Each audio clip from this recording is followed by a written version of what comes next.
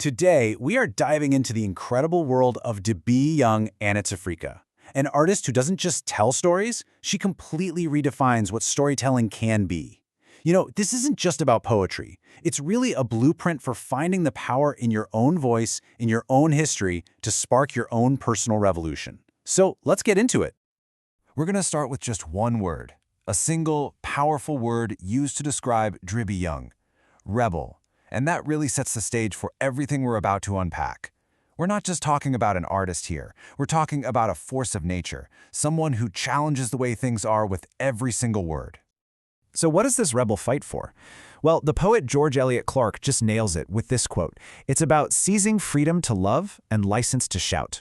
Think about that. It's about unapologetically claiming your space, your emotions, your voice. It's the fundamental right to exist, loudly and authentically. Okay, so to really get the art, we have to understand the artist. Let's dig into what makes this voice so unique, so revolutionary. And these descriptions, wow, they're so specific and so powerful. A Jamet, that's an outspoken, defiant woman. Or raiding Patwa points to using Jamaican nation language, not as slang, but as a political act of resistance. And Neo-Nanny of the Maroons, that directly links her to Nanny, the legendary freedom fighter who led formerly enslaved Jamaicans. This isn't just poetry, this is carrying on a legacy of resistance. So how does this incredible voice actually express itself? Well, it's through a really unique art form. And to understand its impact, we got to define what dub poetry even is. Right, so what is this stuff? This art form wasn't born in some quiet, stuffy classroom. No way. It came from the streets, from the real-life struggles and experiences of young people in Jamaica and England who were demanding to be heard. And here's the definition. Stray from the source. It's a whole mosaic of things. It's word, sound, power. It's this incredible fusion of performance, poetry, and what the artist calls politrics, which is like the politics of real lived experience. It's all rooted in reggae, but it's a genre that stands on its own, designed to challenge oppression. So let's break down its DNA. These four elements are absolutely key. First, language. It deliberately breaks from colonial English, using Jamaican Patwa to speak for the people. That's an act of self-leadership, choosing your own language. Second, musicality. It's got the heartbeat of reggae carrying the message. Third, political content.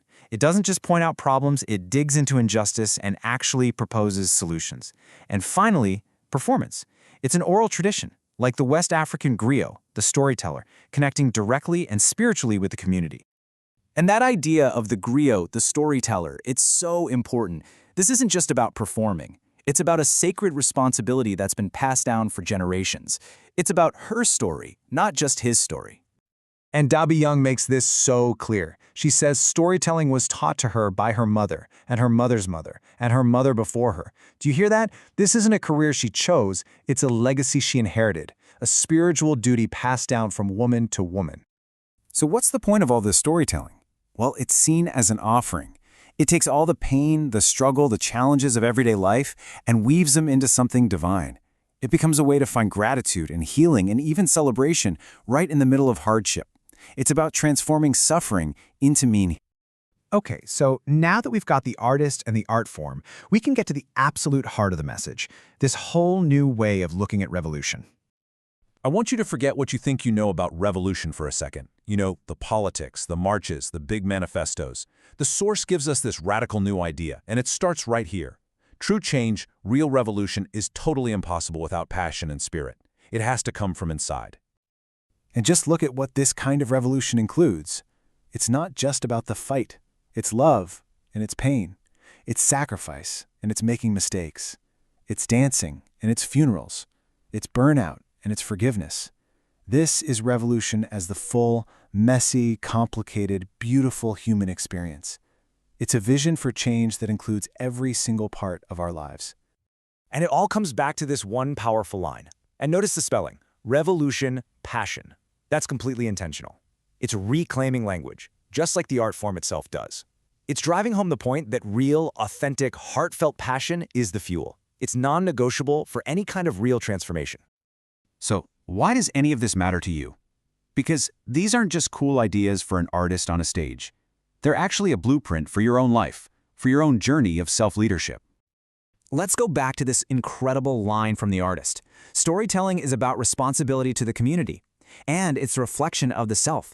The two can't be separated. Your personal story has power that ripples out into your community.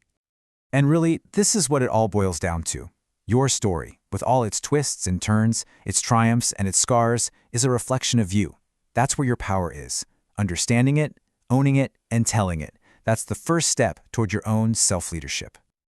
So, this is the ultimate takeaway from our explainer today. The core ideas of dub poetry, using your authentic voice, telling your true story, and embracing every single part of your human experience, these aren't just for poets. They are powerful, practical tools for your own personal revolution. You know, the source material ends a powerful poem with a simple, quiet question. It's not about some grand plan to change the world overnight. It's about the internal journey.